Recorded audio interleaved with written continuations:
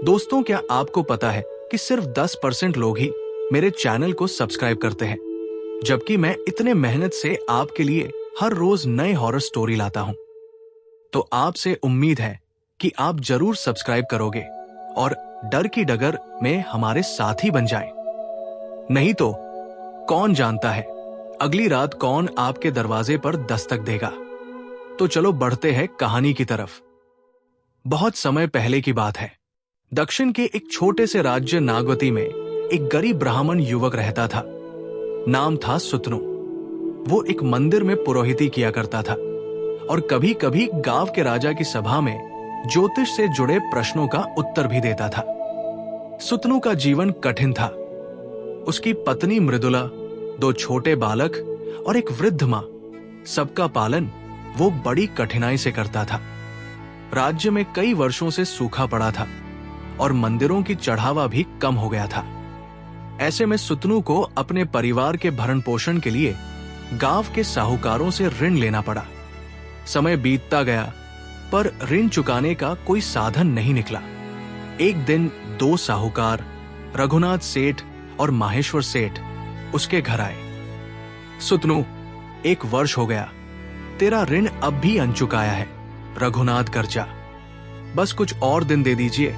सुतनु हाथ जोड़कर बोला, मेरे बड़े बेटे का यज्ञ है, फिर शायद कुछ दक्षिणा मिल जाए। अगर 1 महीने के भीतर पैसा नहीं दिया तो राजा के कोतवाल को बुला लेंगे, माहेश्वर बोला, और फिर कारागार ही तेरा अंतिम ठिकाना होगा। सुतनु दुख में डूब गया। उसी रात उसने संकल्प लिया कि या तो वो ऋण चुका देगा या फिर प्राण त्याग देगा। भाग्य की विचित्र दिशा। कुछ दिन तक वो लगातार जंगल में जाकर तपस्या करने लगा। उसने ब्रह्मा, विष्णु और महाकाल की आराधना की, लेकिन जब उत्तर नहीं मिला तो निराश होकर वो आत्मघात की सोचने लगा। एक रात वो अरण्य के एक पुराने श्मशान क्षेत्र में पहुंचा। वहां एक टूटी फूटी रथ खड़ी थी, जिस पर लिखा था, मृतलोक से परे यात्रा के लिए चढ़ना मना नहीं, उतरना निषेध। सुतनु को लगा ये कोई दिव्य संकेत है। जैसे ही वो उस रथ पर चढ़ा, चारों ओर शंखनाद हुआ और रथ अपने आप चल पड़ा। रथ की महक विचित्र थी और रथिक, रथवान, एक भयानक काले वस्त्र में लिपटा हुआ पुरुष था, जिसकी आंखें जलती हुई अग्नि जैसी थी। कहाँ जाना है? उसने कर्कश स्वर में पूछा। वापस जीवन में समाधान चाहिए, सुतनु कांपते हुए बोला। तो दे 2 दक्षिणा, 2 स्वर्ण मुद्राएं। सुतनु ने कांपते हाथों से चांदी के सिक्के दिए। रथिक बोला, मूर्ख, दक्षिणा सटीक होनी चाहिए, नहीं तो दंड मिलेगा। इतना कहकर उसने एक बांसुरी जैसी वस्तु से मंत्र फूंका और रथ हवा में उड़ चला। विचित्र यात्री और मृत्यु का डर। रथ एक अजीब स्थल पर रुका। वहां कोई नगर नहीं था, बस धुंध और अंधकार था। एक और यात्री रथ में चढ़ा। वो राजसी वेश में था, पर जैसे ही उसने सोने का सिक्का दिया, रथिक गर्जा, ये स्वीकार्य नहीं, छुट्टा दो। राजसी व्यक्ति हंस पड़ा, मैं कोई साधारण मनुष्य नहीं, मैं मंत्री हूं नागवती राज्य का, तुझे बता दूं मैं।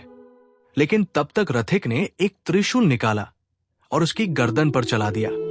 उसके सिर को धकेलकर रथ से नीचे गिराया और बोला, ये रथ सत्य का मार्ग है।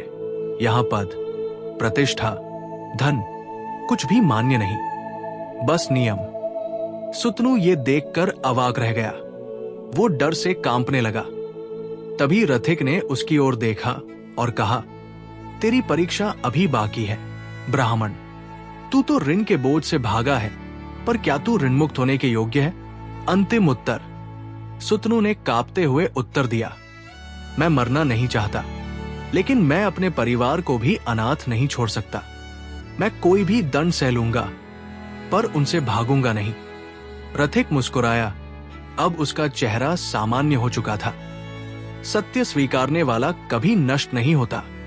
चल, लौट जा। अचानक रथ ओझल हो गया। सुतनु ने पाया कि वो मंदिर के प्रांगण में है। उसके सामने एक थाली में स्वर्ण मुद्राएं और पत्र पड़ा था। सच्चाई का मूल्य तुझ में था। ये दक्षिणा तेरे ऋण के लिए है।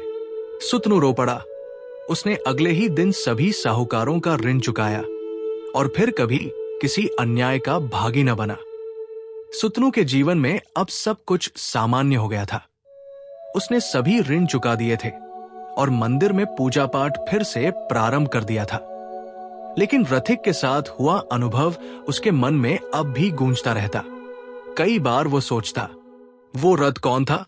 वो दिव्य शक्ति कौन थी जिसने मुझे उद्धार दिया? क्या ये केवल एक स्वप्न था या कुछ और? एक दिन रात्रि के तीसरे प्रहर मंदिर के बाहर उसे एक अज्ञात ऋषि मिले।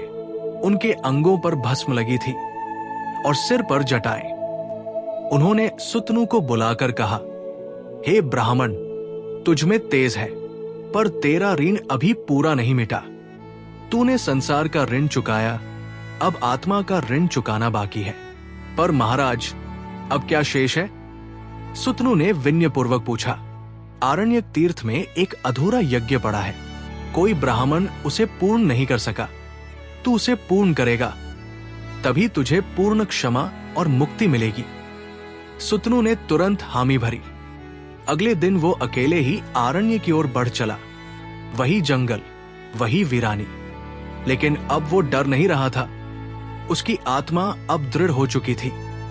जब वो तीर्थ पर पहुंचा तो वहां एक प्राचीन यज्ञ कुंड दिखा। चारों ओर सूखे पुष्प, राख और टूटी हवन सामग्रियां पड़ी थी। पर जैसे ही सुतनु ने वैदिक मंत्रों से यज्ञ प्रारंभ किया, आकाश में विद्युत कौंधी और हवा तेज चलने लगी। अचानक यज्ञ अग्नि से एक भयंकर असुर प्रकट हुआ। उसका नाम था ऋणासुर। उसने गरज कर कहा, मैं ही वो राक्षस हूं जो हर उस मनुष्य पर भार बनता हूं जो अपने कर्तव्य से पलायन करता है। मैं उस आत्मा को जकड़ता हूं जो सच से भागती है। सुतनु न डरा, न भागा। उसने शांति से उत्तर दिया, हे ऋणासुर, तेरा अंत आज यज्ञ की आहुति में होगा, क्योंकि मैं अब अधर्म से नहीं डरता। सुतनु ने गीता के श्लोक, वेदों के मंत्र और त्रिपुण के साथ यज्ञ को पूर्ण किया। जैसे ही अंतिम आहुति दी गई, वो असुर भयंकर चीख के साथ भस्म हो गया। चारों दिशाओं में पुष्प वर्षा होने लगी। तभी वही दिव्य रथ आकाश से उतरा। इस बार उसमें रथिक नहीं, बल्कि स्वयं यमराज प्रकट हुए। हे सुतनु, तूने अपने आत्मिक ऋण को भी चुकाया है। तू अब मुक्त है। तेरे पुण्य से अगले 7 जन्मों तक तुझे कोई पीड़ा नहीं होगी। सुतनु ने हाथ जोड़कर कहा, मुझे मुक्ति नहीं चाहिए प्रभु। मुझे इसी धरती पर रहकर औरों की सेवा करनी है, जैसे किसी ने मेरी की। यमराज मुस्कुराए, तू धन्य है ब्राह्मण। जा, अब से तुझे ऋणमुक्ताचार्य के नाम से जाना जाएगा। तेरी कथा युगों तक सुनाई जाएगी। रथ आकाश में विलीन हो गया। सुतनु अपने गांव लौट आया। अब वो केवल पुरोहित नहीं था, वो लोगों का मार्गदर्शक बन चुका था। साहूकार भी अब उसके भक्त बन गए थे। गांव में जब कोई संकट में होता तो लोग कहते, ऋण तो सभी का होता है, पर ऋण से लड़ने का साहस सुतनु से सीखो। कहानी अगर आपको पसंद आई हो तो वीडियो को लाइक करें और चैनल को सब्सक्राइब करना न भूलें। हम फिर लौटेंगे एक और नई डरावनी कहानी के साथ।